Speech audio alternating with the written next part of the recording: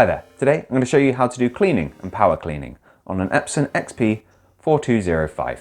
Now these cleaning cycles are handy for if you're experiencing print quality issues from your printer. First of all, we need to be on the home screen of the printer, which looks like this. If you're not already here, press the home button to be taken here. Now we're going to move ourselves along by pressing the right hand button 4 times. And once maintenance is selected, we press OK. And here, the second and third option, we have printhead cleaning and power cleaning. I would recommend going for printhead cleaning as a first port of call, unless you have some really severe looking issues with your print quality, purely because power cleaning uses more ink and is more intense on the machine itself. So we're going to press OK, and then press OK again. And then we give the printer a minute or so.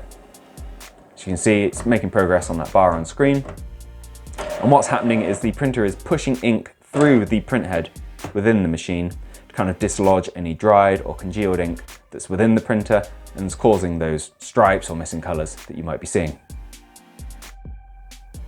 And after the clean is complete, your printer will automatically print out a test page, which will look something like this, with the black and 3 colours separated into this pattern.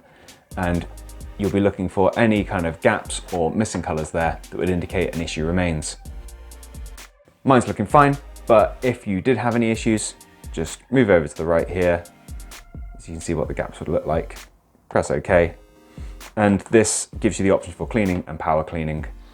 So you can either give it another clean if you've got some very slight issues, or if you've got a more severe issue, you can go for power cleaning, which again, uses more ink. It's tougher on the printer, but if it's needed, it's needed. So you can keep going like that, doing cleans and test pages till you're perfectly happy with the quality of your prints. Now, I hope you found what you're looking for here. If you have, drop us a like. If there's anything else you'd like to add, drop it down in those comments. Otherwise, thank you for taking the time to watch this video, and I'll see you in the next one. Take care. Bye-bye.